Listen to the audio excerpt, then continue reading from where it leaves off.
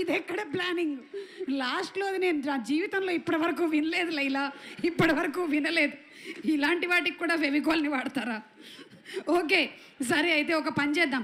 సరే, మా makeup academy ఏదైతే ఉందో ఈ మేకప్ అకాడమీలోనే ట్రైనింగ్ అయ్యి సోను మోడల్ లైలాగా తయారైనటువంటి సందర్భంగా కంగ్రాచులేషన్స్ తెలియచెప్తూ ఉన్నాము టు యూ. మా అకాడమీ నుంచి మేకప్ ఇంత బాగా నేర్చుకున్నారు, ఇంకేమైనా నేర్చుకోవాలనుకుంటున్నారా? యాంకరింగ్ నేర్చుకుందాం అనుకుంటున్నాను అండి. మైక్ పట్టుకోగానే నాకు అర్థమైపోయింది, పట్టుకున్నటువంటి ఆ పద్ధతిని బట్టి అర్థమైపోతుంది మీకు యాంకరింగ్ అలవోకగా వచ్చేస్తుంది అని. ఇంకా anything else you want to ask నన్ను కానీ, లేకపోతే? నేను యాక్చువల్లీ ఒక ఐటమ్ తెచ్చిన, అది ప్రవేశపెడితే. ఒక ఐటమ్ తెచ్చారు? ఎస్. ఒకసారి నాకు తెలియనటువంటి ఆ ఐటమ్ ఏంటో ఒకసారి స్క్రీన్ మీద ప్రవేశపెట్టండి. అయ్యో, నేనేం చెప్పలేదురా నాయనోయ్. ఒకసారి మధ్యలో ఉండేటువంటి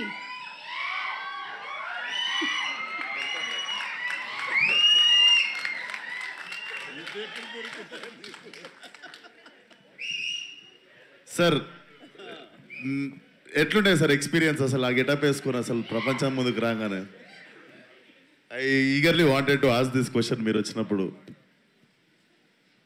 బట్ గ్లామర్లో పోటీ పడితే నన్ను దాటిపోయావయ్యా.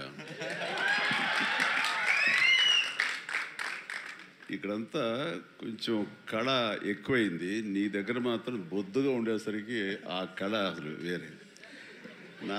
నాలాంటి వాడికే కొంచెం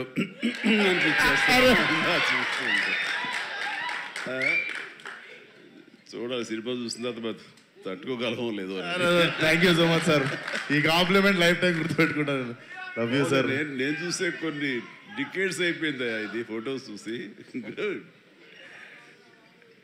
thank you. But as actor I know sir, అంతమంది ముందు ఒక గెటప్ వేసుకొని బయటికి రావాలంటే definitely one of the inspiration అనుకుంటా sir. Thank you so much sir. Good.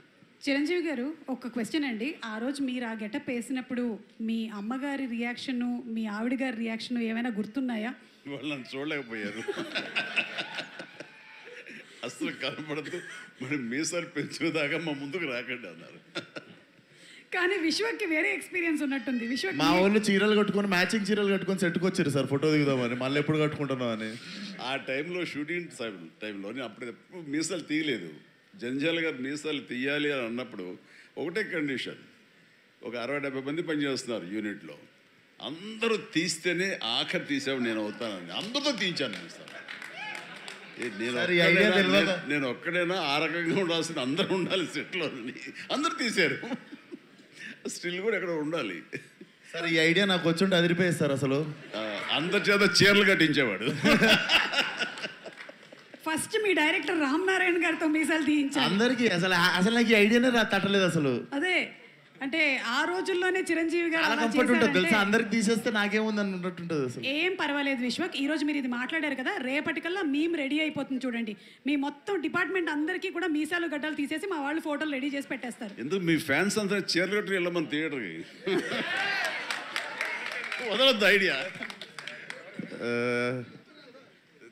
చేసేస్తారు సార్ వాళ్ళు పాప మాల్కి. అంటే ఈ లైలా February 14th సింగిల్స్ని వచ్చి థియేటర్లో కలవమని చెప్పాడు కాబట్టి ఎలా వస్తారు అనేది మీకే వదిలేస్తున్నాము, చూద్దాము ఎలా వస్తారు. So thank you so much Chiranjeevi garu, and thank you Vishwak. Okay, so I think ఈ మొత్తం సినిమాలో ఎవరికైనా చాలా టఫ్ కాంపిటీషన్ ఉందంటే పాపం హీరోయిన్కి. ఏ సినిమాలో అయినా సరే హీరోయిన్ అందంగా కనిపించింది, హీరో ఏమో హ్యాండ్సమ్గా కనిపించారు అని చెప్తారు. కానీ ఇక్కడ ఈ సినిమా విషయానికి వస్తే హీరో కూడా అందంగా కనిపిస్తుంది, హీరోయిన్ కూడా అందంగా కనిపిస్తుంది. రామ్మ ఆకాంక్ష, స్టేజ్ మీదకి రామ్మ, నీ కష్టాలు ఏంటో చెప్పుకోరా.